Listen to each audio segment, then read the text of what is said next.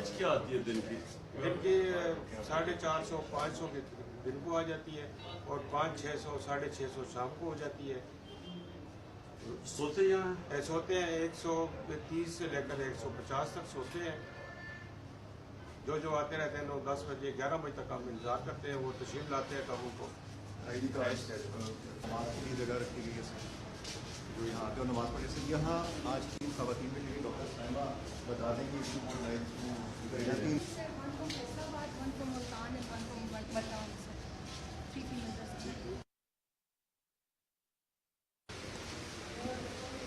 अस्सलाम वालेकुम।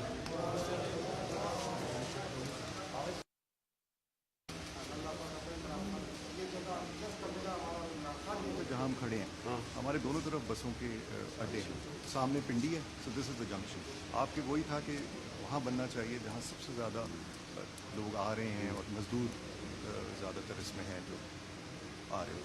इसी तरह का हॉल नीचे भी बना हुआ है ना सर, ये लंगर खाना था। ये जगह अबैंडन्ड पड़ी हुई थी, हमने इसको रिस्टोर किया, ये पूरा दोबारा से कंस्ट्रक्ट किया गया। ज़्यादातर अच्छे मजदूर है।